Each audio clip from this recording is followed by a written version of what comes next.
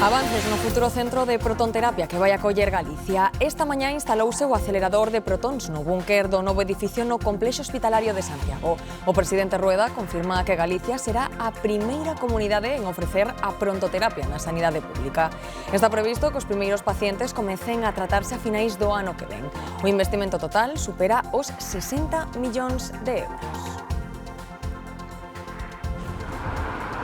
Xa son 6 os casos de peste porcina africana en España, todos na serra catalana de Colserola. Os servizos veterinarios da Generalitat atoparon os xabarís mortos por esta enfermidade que non ten vacina. Establécese un perímetro restringido só a residentes nesa zona e as actividades ao aire libre están canceladas. O impacto económico no sector porcino preocupa moito, con granxas confinadas e centros de exportacións bloqueadas. Trump decreta o peche total do espazo aéreo venezolano. Nunha mensaxe na súa rede social, o presidente estadounidense incrementa a presión sobre o réxime de Maduro despois dunha conversa entre ambos na que non chegaron a ningún acordo.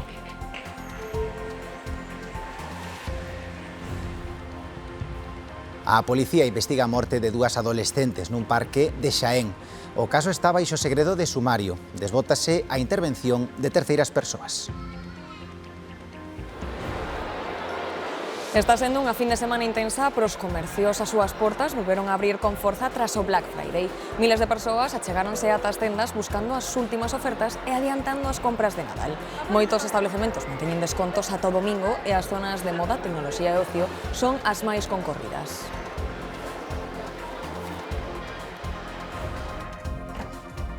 A Mioteira, unha pequena aldea de pouco máis de 50 veciños, volveu a encherse de cores e curiosas decoracións. Todo comezou durante a pandemia e fóiselles das mans. Cada ano o nivel de exixencia aumenta e tamén os metros de cableado. E onde hai escasos minutos iluminouse toda a vila e en Ribadavia, tamén en Ourense. Máis dun millón de luces LED sorprenderon a veciños e visitantes. Nos minutos estaremos nestes puntos que celebran o Nadal o grande.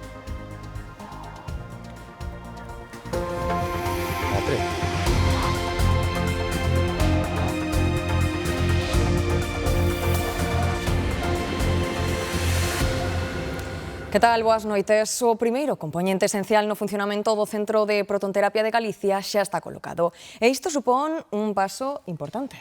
É unha peza fundamental do Proteus One, que será menos invasivo no tratamento do cancro e prevé tratar os primeiros enfermos a finais do ano que ven.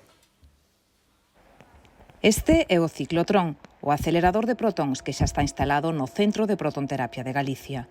Chegou dende Bélxica para cambiar o futuro do tratamento contra o cancro. A protonterapia vai ser especialmente importante na curación de tumores complexos e cancros nos nenos.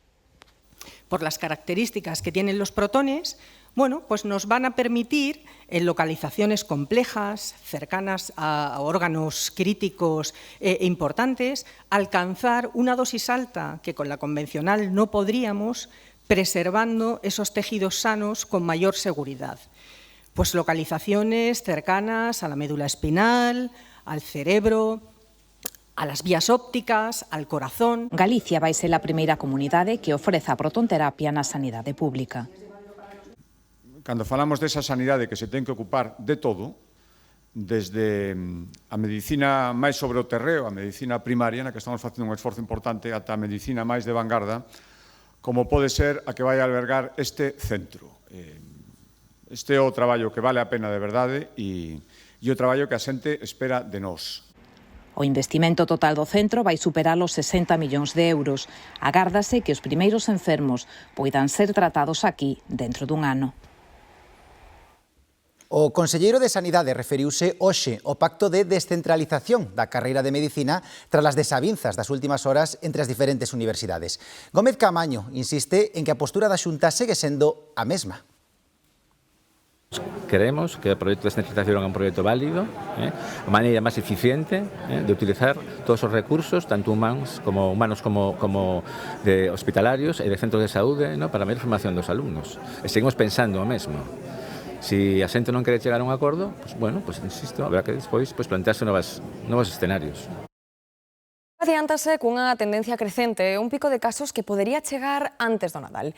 Por iso, a vacinación é clave. E Galicia ten un dos mellores calendarios do mundo. Xa están inmunizados fronte á gripe máis de 682.000 galegos. O número de vacinados aumenta bo ritmo e o Sergas pon o foco no grupo de 60 a 69 anos, onde só un 25% de persoas recibiron a dose. O obxectivo é acelerar este proceso, por iso esta fin de semana os hospitais galegos abren extraordinariamente as súas portas para este rango de idade. Mira, está do COVID, molesta un casquiño pinchaciño, vale? Non restou? Non. Soledad ten 66 anos, hoxe vacínase da COVID e da gripe no Hospital de Ourense. Estas cepas novas que veñen son bastante duras, entonces teño un neno pequeno na casa, el xa se vacunou tamén. Como ela, 33.000 persoas en Galicia de entre 60 e 69 anos están citadas esta fin de semana nos distintos hospitais para vacinarse. Para acelerar a vacunación, porque se está vendo que están aumentando os casos de gripe, entón, pois, é para ir un poquinho máis rápido, segundo por conciliación. Ao final, a xente de 60 a 190 hai moita xente que traballa. Nesta franxa de idade, as vacinacións nos centros de saúde comezaron xa o 10 de novembro. Tiño ganas de vacunarme, claro. Por qué? Sí.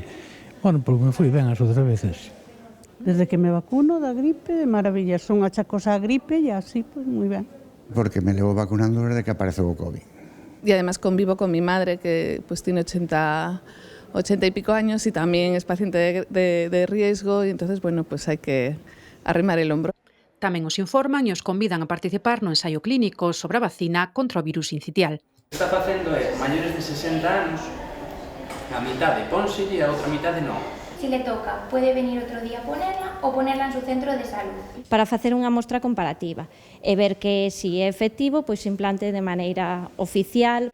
Os que non recibiran a mensaxe non poidan acudir esta fin de semana serán vacinados nos centros de saúde onde continúa a campaña. As vacunas salvan vidas, evitan ingresos, evitan complicacións, entón que, por favor, todas aquelas persoas que ainda están dudando que se vacinen. España trata de limitar o impacto económico dos casos de peste porcina africana detectados en Cataluña, o tempo que se traballa para que a enfermidade non se expanda. O goberno catalán subliña que precisa a colaboración de todos para frear a peste porcina e pídelle expresamente á cidadanía que evite achegarse á serra de Collserola en Barcelona, onde se detectaron os casos. O conselleiro de Agricultura puntualiza que o virus pode transportarse sen máis na sola dun zapato. O que ens preocupa és que no puguem ser vectors de desplaçar el virus, via un vehicle, pel contacte amb les sabates. Ata agora apareceron 6 xabarís silvestres mortos polo virus, todos nunha mesma área. Están limitados os movementos nun radio de 20 kilómetros. A medida afecta 76 concellos e alrededor de 40 explotacións de gando porcino. O sector trata de extremar as precaucións. La valla 100%, les mosquiteres 100%, la dutxa, el canvi de roba.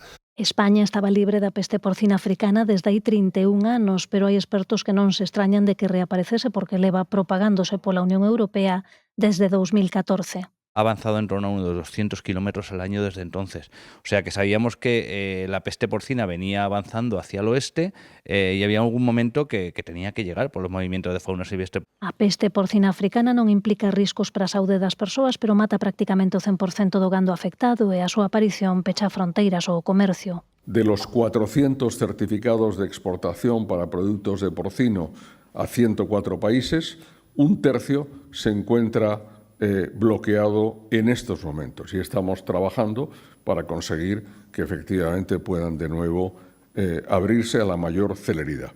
España é o segundo exportador mundial e o primeiro de Europa de porcino, factura preto de 9.000 millóns de euros ao ano en máis dun cento de mercados. O goberno traballa para que os importadores sigan comprando produtos porcinos do resto do país. A política española segue pendente do caso Ábalos e Coldo. Alberto Núñez Feijóo prepara a concentración de mañá en Madrid e dilla Sánchez que as bandas caen cando os mafiosos se delatan entre eles. Mentres Sánchez acusa a dereita de vender constantemente dereitos públicos e a democracia. A política gravita nos últimos días alrededor de dous nomes, Ábalos e Coldo. O exministro encarcerado segue deixando recados. Neste caso para a presidenta do Congreso, Francina Armengol, e hoxe mesmo reivindicaba a súa inocencia nas redes sociais. E mentres o Partido Popular e Feijóo quentan motores para a concentración de mañá no templo de Devoz madrileño. Feijóo di que é hora de dicirlle basta a Sánchez. Basta de un gobierno que tiene más ojos puestos en la cárcel de Soto del Real que en los pueblos de España. Basta de un gobierno que ataca a la justicia y a los medios que investigan la verdad sobre sus escándalos. Basta de un gobierno de cloacas, prostíbulos y mordidas. E Junts pechalle unha vez máis a porta unha moción de censura e deixa claro que non lle gustou nada o pedimento de onte de Feijóo aos empresarios cataláns. Nos diremos ao señor Feijóo que o primeiro que hai que facer non é demandar axuda aos empresarios e non pedirlles perdón. Perdón por ter convidado a tantos empresarios a marchar de Cataluña e non pedirlles que regrese. Neste contexto, Pedro Sánchez declaraba desde a xuntanza da Internacional Socialista en Malta que a dereita está instalada nun Black Friday e que quere poñer en venda a democracia e os dereitos das mulleres. Viven nun Black Friday constante, liquidan principios, descontan conviccións e poñen a democracia a venda só para aferrarse ao poder. Por certo, as xuventudes de Vox contraprograman o Partido Popular mañá con outra concentración en Madrid fronte á sede socialista de Ferraz, a escasos 200 metros do acto dos populares. A protesta de Vox é a 1 da tarde e a do PP ás 12 do mediodía. En Valencia, nova concentración contra Amazon e a súa xestión pola DINA. Foron 200 entidades cívicas, sociais e sindicais, xunto cas asociacións de vítimas as que organizaron. Aseguran que para eles non é suficiente ca dimisión de Amazon. Piden que entregue a acta de deputado e deixe de estar aforado. Unha manifestación que tivo que cambiar o percorrido habitual por seguridade. Distintas liñas aéreas sofren demoras e cancelacións tras o anuncio de Airbus de posibles erros no control de voo do seu A320 por mor da radiación solar.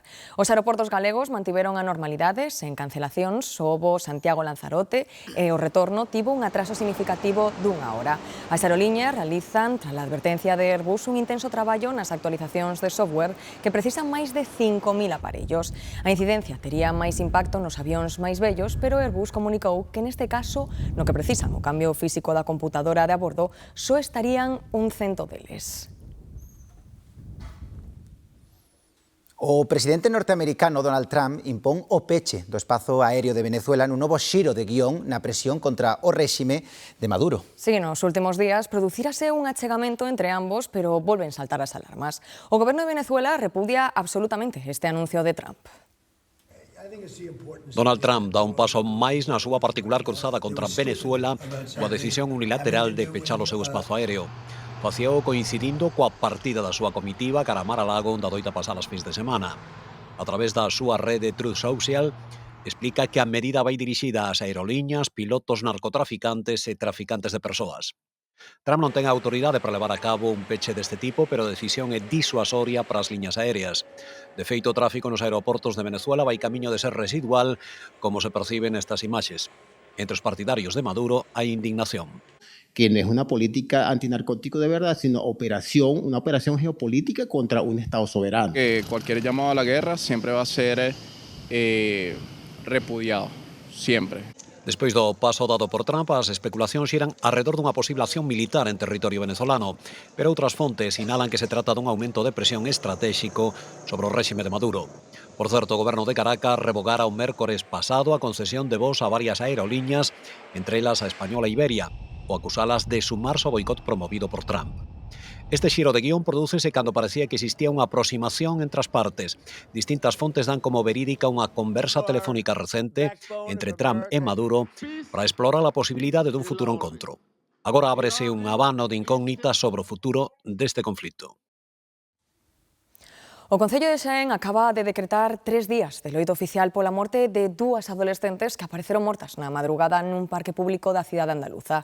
A Policía Nacional está a investigar o tráxico suceso e descarta en principio a intervención de terceiras persoas. Desde o Concello de Xaén fixeron públicas as súas profundas condolencias pola morte das 2 adolescentes e acaban de decretar 3 días de loito e 1 minuto de silencio que se celebrará o luns na porta do consistorio. As vítimas, 2 mozas de 15 e 16 anos, foron atopadas en vida esta madrugada no Parque da Concordia, en pleno centro da cidade xenense. Fontes próximas á investigación aseguran que nunha primeira inspección ocular non se apreciaron signos externos de violencia e apuntan a morte por suicidio. Con todo, a investigación do tráxico suceso continúa aberta e xa está decretado o segredo de sumario. Tanto dende o Concello como dende a subdelegación do Goberno de Xaén pídese o máximo respeto para as menores falecidas e as súas familias. As persoas con condutas suicidas ou os seus achegados poden chamar o teléfono 024 para recibir axuda. É un servizo gratuito, confidencial e disponible todo o ano a calquera hora. Hoxe, a A52 estivo pechada ao tráfico á altura de Trasmiras máis de 12 horas. O incendio dun camión cargado con motores obrigou a cortar a circulación 8 kilómetros en sentido Vigo. Os efectivos sufocaron as lapas rapidamente e non houbo feridos, pero os labores de limpeza levaron máis tempo. O 112 recibiu o aviso pouco antes das 5 da mañá e ata media tarde non puido reabrir. Actualmente circulase sen problemas pola autovía, aínda que está pechado un carril do kilómetro 178. A chuvia pouco a pouco nos vai deixando, aínda que por pouco tempo. Esta tarde xa quedaron atrás os avisos amarelos por intensas precipitacións e fortes ventos, pero o que non cambia son as temperaturas. Novembro remata cunha caída térmica notable e mañá a cota de neve roldará os 1.200 metros. Unha neve que non servirá para abrir Manzaneda ao público. As que sí están abertas dende hoxe son as estacións do Pirineo que arrancan a temporada con Formigal e Astún en marcha. E moita neve para gozar. Esta fin de semana hai 70 kilómetros esquiables e xa preparan o terreo para a Ponte da Constitución cando se sumará a oferta Candanchú. A estación granadina de Serra Nevada tamén abriu oficialmente a temporada de esquí hoxe cunha oferta inicial de 7 kilómetros esquiables e un total de 9 remontes en funcionamento. Así que xa foron moitas as familias os esquiadores que puideron gozar deste primeiro manto branco da temporada.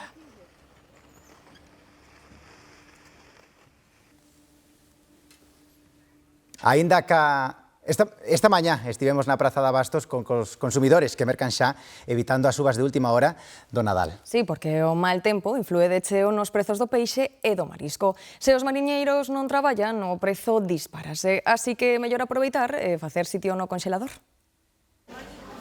A 3 semanas e media da noite boa, o mercado ofrece produto da ría variado para ir adiantando as compras sen pagar prezos exagerados. E iso que algúns mariscos xa foron subindo. Os precios da centola xa aumentaron mucho. Empezamos en 20 e pico e xa está a 35. Despois hai outra máis pequeniña a 25. O camarón empezouse en 55 e xa está a 95. E hai moi pouco do grande. Eu recordo que o camarón o ano pasado foi a 150 euros. Que a min hasta me doía a man cobrarlle a xente. Pero é que non había. Era precioso. Pero é moito caro. Pois o virrei pode chegar a 80 euros o kilo. O rodaballo pode chegar a 50. E un bo bexugo igual. Por iso hoxe moitos compradores botaban contas do espazo que tiñan no conxelador e do que podían aforrar mercando xa. Ya ahora he pagado, yo creo que 30 euros más de hace 2 semanas. Imagínate por ahí, pues 50 o 60 euros, tranquilamente, tranquilamente, más o menos.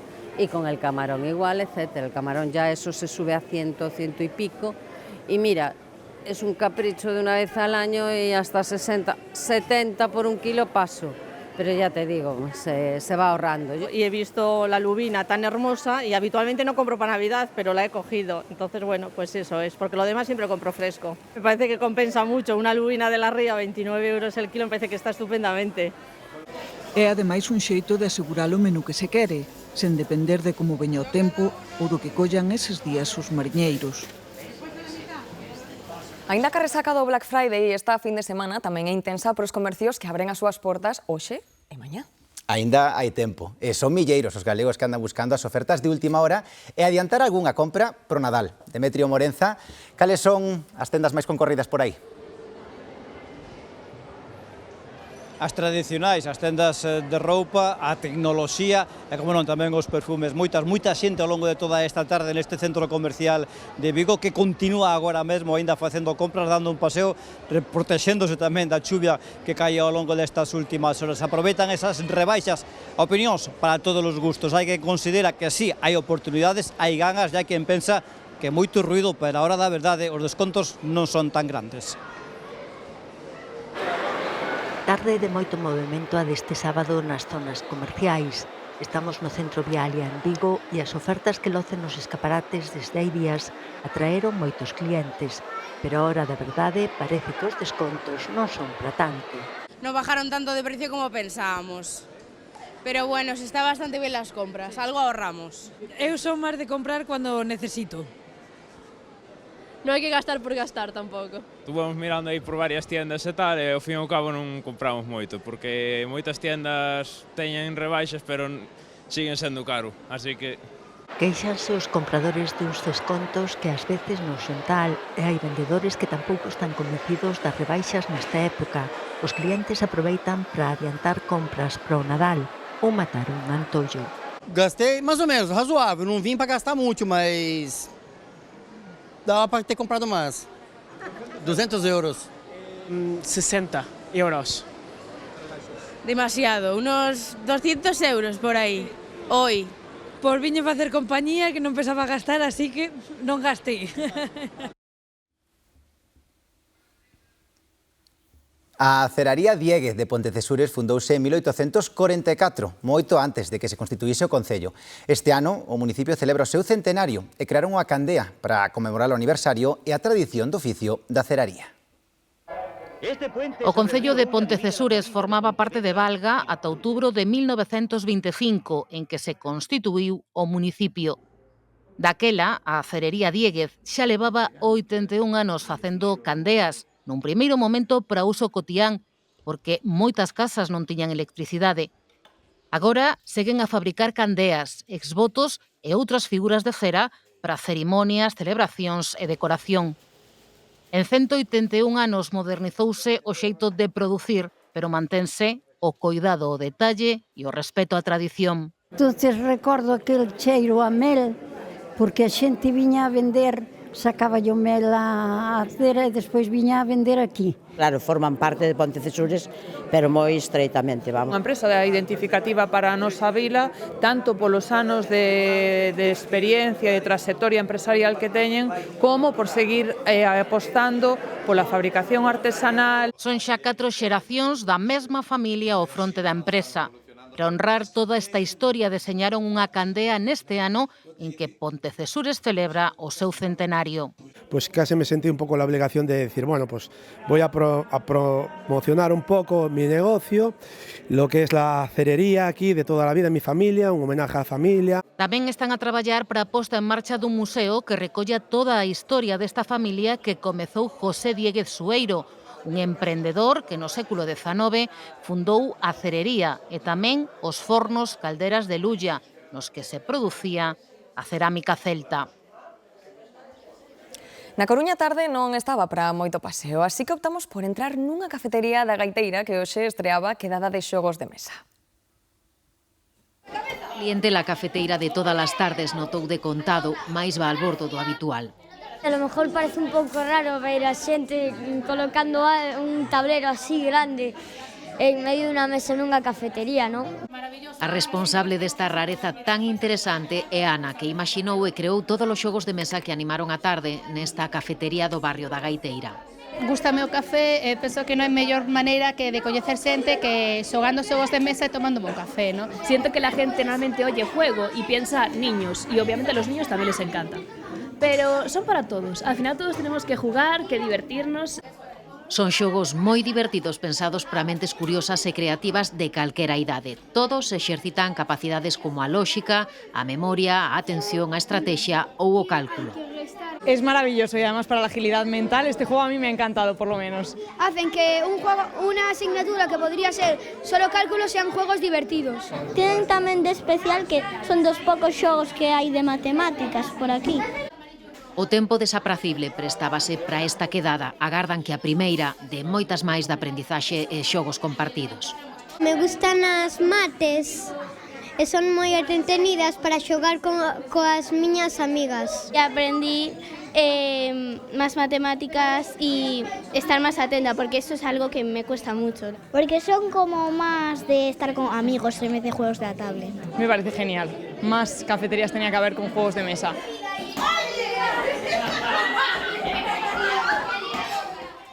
Eran o nexo de unión entre unha beira e outra do Miño. Movidas a remo, as barcas transportaban xente, animais ou mercadorías entre Toén e Ceñe. E fixérono ata comezos dos 70, unha actividade ligada á historia destas terras que agora quere pôr en valor a Asociación de Amigos do Patrimonio de Toén. Entonces isto todo era un coiñal hasta lá ao fondo. E aquí había un campo grandísimo. Xosé lembra por onde cruzaban o Miño entre Puga e Barbantes, daquela non tiña máis de 60 metros de ancho e un dos últimos barqueiros, unha actividade que comezou a desempeñar o seu avó a finais do século XIX.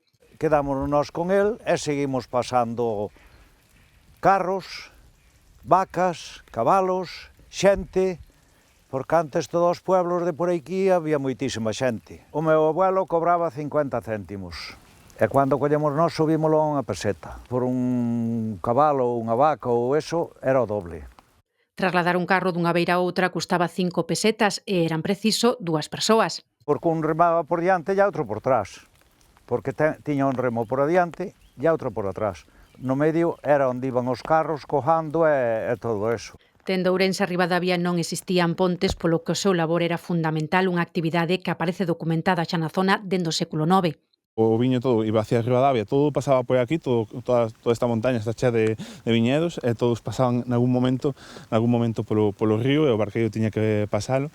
E cos animais tamén, cando iban ás feiras e os compraban tiñan que leválos e traelos polas barcas, por tanto tiñan unha importancia capital. Importancia para estas terras e para as súas xentes. O día do San Martiño iban á festa e nós pasamos 2 carros e había un fotógrafo que chamaban o Reza e foi o que nos fixo a foto. Quanto eu remei neste remos. A comezos dos 70, tras a construción do encoro de Castrelo, deixaron de navegar. Xa nada, non viña nadie. Entonces dímolo de baixa e si se acabou a historia das barcas. Historia que seguirá a ollar cara ao Miño dende aquí, dende esta beira, para que non se esqueza. En Pontevedra continúa a celebrarse Culturgal, a Feira das Industrias Culturais Galegas, que se converte un ano máis no punto de encontro principal do sector. Ali tamén está representada a Corporación de Servizos Audiovisuais de Galicia, que presenta novidades que poderán ver próximamente na Galega. En Culturgal, a Corporación de Servizos Audiovisuais de Galicia volve ter presenza destacada, convidando a cativada a converterse por uns minutos en presentadores dun telexornal da TVG, lendo a cámara noticias e vendo o resultado na pantalla, achegando así a nosa televisión a todos os espectadores. No expositor pódense descubrir as plataformas digitais agalega.gal, xabarín.gal e agalegaaudio.gal e, ademais, preséntanse outras novidades. Aproveitamos este marco para presentar dúas primicias moi importantes, que por un lado é a serie Pensión Incompleta, que é unha fórmula totalmente novidosa, porque por primeira vez na historia gravamos desde a concepción do proxecto unha serie de ficción nas 4 linguas oficiais. Entón é un experimento moi novidoso. Presentamos un novo programa que se chama Palmira Lará, e é un programa que o que pretende é preservar o patrimonio cultural a través do legado da tradición oral. Neste marco cultural xúntase co audiovisual, a música, as artes escénicas e as plásticas. Para min a cultura non ten sentido sin esta peza fundamental, sin este P, que é a relación directa entre o consumidor, sexa lector, sexa espectador, sexa o que sexa, e o feito artístico. Entón, vamos, me parecen básicos. Non pode faltar tampouco espectáculos, mesas redondas e a literatura coa presenza durante estes 3 días de autores recoñecidos. Unha mostra moi completa do que é a cultura en Galicia e en galego. O Culturgal é unha maravilla porque é ese espazo onde coinciden diferentes disciplinas artísticas e atopas ese punto de converxencia curioso entre literatura, cine, danza, música, que temos moito máis en común do que parece. Público e creadores coinciden en que Culturgal contribúe un ano máis en dar visibilidade ao tecido cultural galego. A Fundación Andrea celebra arestora a súa tradicional gala solidaria do Natal. O presidente da Xunta felicita a entidade por case 2 décadas axudando os nenos e nenas con enfermidades graves e as súas familias. Rueda comprometeuse a seguir mellorando o sistema sanitario e puxo como exemplo o Centro de Protonterapia. A Fundación Andrea xa apoiou máis de 5.000 familias.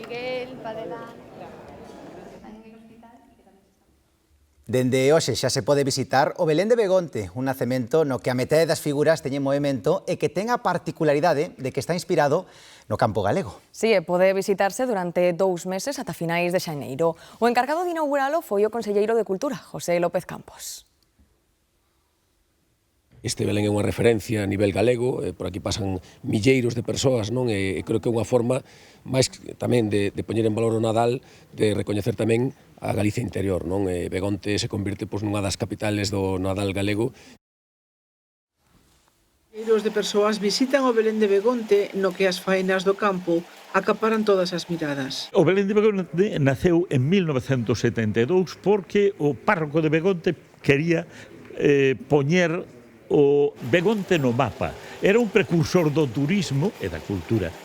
A iniciativa partiu do xa falecido párroco José Domínguez Guizán, que continuou o seu irmán Xesús coa colaboración de moitos voluntarios que co paso do tempo fixeron medrar esta montaxe. O Belén é o elemento máis singular, máis senlleiro e que nos identifica. E o que atrae a milleiros de visitantes ao longo de 50 anos, de máis de 50 anos, que son moitos anos que mantén viva esa tradición. E aquel que ven queda engaiolado, enfeitizado e fai que teña que volver. Está formado por algo máis dun cento de figuras das que a metade teñen movimento e reproducen escenas do campo chairego. Entre as novidades deste ano está esta nora. É un Belén polo que non pasa o tempo. Verdadeiramente é como se desde o ano 1972 hasta agora estuvéramos reflectindo un panorama dunha Galicia rural da que temos que guardar memoria. Unha lembranza que se mantén viva desde hai 54 anos. Ribadavia brilla xa con máis intensidade. Hai apenas unha hora acendéronse máis d'1 millón de luces LED. Luces que transforman a vila nun escenario máxico para veciños e visitantes. Unha iluminación que xa é ademais un dos reclamos máis esperados. Andrea Otero.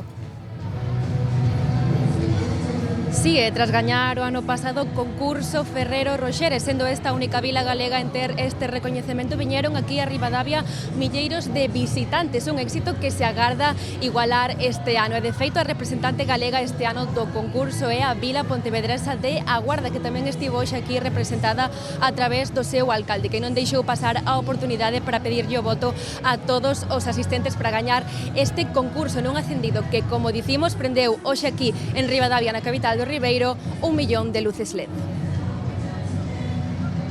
Bueno, xa o ano pasado viñemos por a verdade que tuvo así como moita resonancia o tema do concurso, entón xa o ano pasado viñemos, nos tamén aquí temos amigos e coñecidos. Así que teño moitas ganas de volver a ver. Hai altas expectativas para esta cena? Sí, sempre hai altas expectativas nesto. Tamén nos gustaron cando ganamos o Ferrero Rocher. Haciendo tiempo para ver las luces, comiéndonos unos chocolatitos con churros. Bueno, también compramos vino del Ribeiro, que está buenísimo. Venimos por el encendido. No nos llega el de Vigo, que venimos ya a este. E a aldea máis de postal do Nadal de Ourense xa loce con luz propia e a Mioteira, en San Cibrao das Viñas, probablemente a aldea de Galicia onde hai máis casas decoradas en menos espazo. Son pouco máis de 50 veciños, pero para eles o Nadal festexase o grande. Milleiros de luces e figuras adornan cada recuncho. É xa lugar de visita obrigada este Nadal. E que non falta detalle, as luces mestúranse coa música para crear un ambiente ideal como destino do Nadal no que os veciños levan traballando meses. Ata mediados de xaneiro non recollerán a súa xa famosa decoración do Nadal. E hoxe coñecemos as 4 novas localidades máis bonitas de España e 2 delas están na provincia de Ourense. Son Oseira e Vilanova dos Infantes. Este recoñecemento, outorgado pola Asamblea Nacional da Asociación As Vilas Máis Bonitas, naceu hai 15 anos e pretende promocionar os municipios máis pequenos, sobre todo rurais. Na puntuación valoran aspectos como a conservación do patrimonio cultural ou a contorna natural. Con estas incorporacións, dende o ano que ven, serán 126 as vilas que formen parte desta rede.